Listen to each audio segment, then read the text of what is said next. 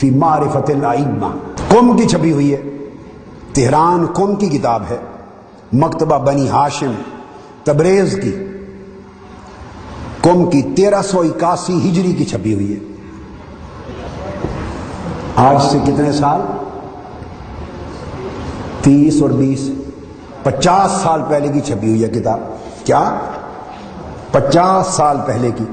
اور آپ اس کے پہلے صفحے پر دیکھیں، جب میں بچہ تھا، نوجوان تھا، اسکول پڑھتا تھا، اس وقت کے رسم میرے ہاتھ کے اس میں حوالے لکھے ہوئے۔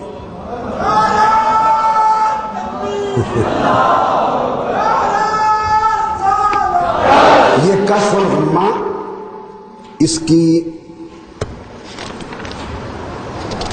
کی جلد 2، الجزء الثانی، دوسری جلد۔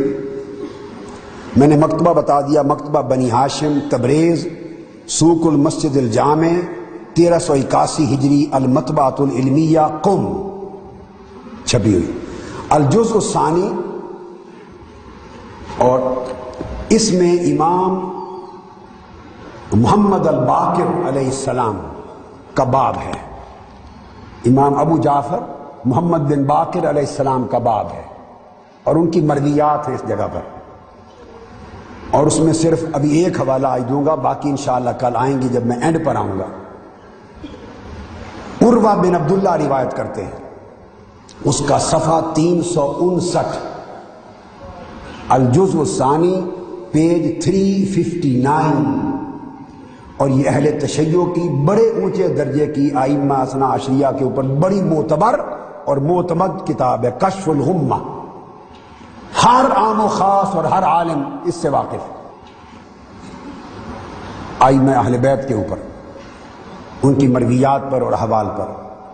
عروہ بن عبداللہ روایت کرتے ہیں، وہ کہتے ہیں قال سألت ابا جعفر محمد بن علی علیہ السلام، کہ میں نے سوال کیا سیدنا محمد الباقر، محمد بن علی الباقر، امام جعفر الصادق کے والد سیدنا امام محمد الباقر علیہ السلام سے میں نے سوال کیا، عن حلیۃ السیوف، کہ جہاد کرتے ہیں تو تلواریں ہوتی ہیں سب کے پاس، تو تلواروں کا جو دستہ ہوتا ہے، دستہ، اس کے اوپر یہ سونا چڑھانا یا سونے کا پانی چڑھانا یا اس کا زیور چڑھانا، خوبصورت کرنا، اس کو مزین کرنا، زینت دینا سونے سے، اس کے بارے میں شریعت کا حکم کیا ہے؟ میں نے سیدنا امام محمد الباقر سے پوچھا، تلوار کے دستے کو مزین کرنا ذہب سے، اس کے بارے میں شریعت کا حکم کیا ہے؟ فقال لا باس بہ، تو امام محمد الباقر نے فرمایا اس میں کوئی حرج نہیں، جائز ہے۔ میں نے پوچھا کیوں؟ فرمایا حضرت ابو بکر صدیق رضی اللہ تعالی عنہ نے اپنی تلوار کے دستے کو مزین کر رکھا تھا، یہ شریعت میں دلیل دی، امام محمد الباقر نے دلیل دی شریعت میں، یہ جائز ہے، اس لیے کہ حضرت ابو بکر صدیق رضی اللہ تعالی عنہ نے اپنی تلوار کے دستے کو مزین کر رکھا تھا۔ اور میں سب کو بتانا چاہتا ہوں، یہ کتاب اس وقت میرے پاس ہے، کشف الغمہ، 50 سال پہلے چھپی ہوئی ہے، قم کی۔ مشرب دیکھیے کہ اس کتاب میں بھی ابو بکر صدیق کا لفظ آگے رضی اللہ تعالی عنہ چھپا ہوا ہے۔ وہ جب ابو بکر صدیق کا نام ان کتب میں بھی آتا تو رضی اللہ تعالی عنہ لکھتے، حضرت عمر کا نام آتا رضی اللہ تعالی عنہ لکھتے، عثمان کا نام آتا رضی اللہ تعالی عنہ لکھتے، روکھا نام نہ لکھتے۔ یہ ہے جوڑنے کا وہ طریق جو بتا رہا ہوں۔ تو آپ نے فرمایا کہ حضرت ابو بکر صدیق نے اپنی تلوار کے دستے پر کو مزین کر رکھا تھا سونے کے ہلیہ سے، جائز ہے۔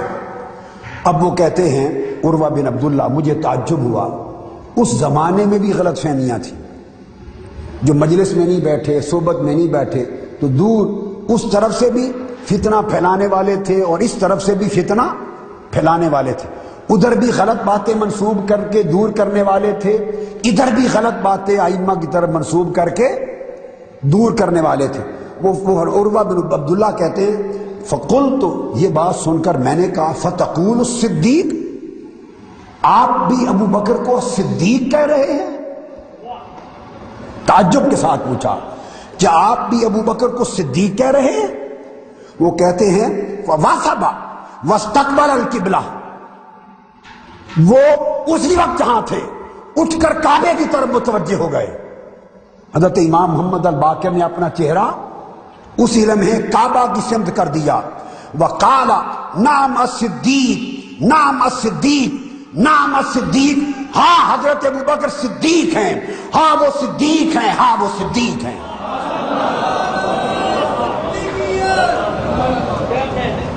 ہاں وہ صدیق ہیں، ہاں وہ صدیق ہیں، ہاں وہ صدیق ہیں۔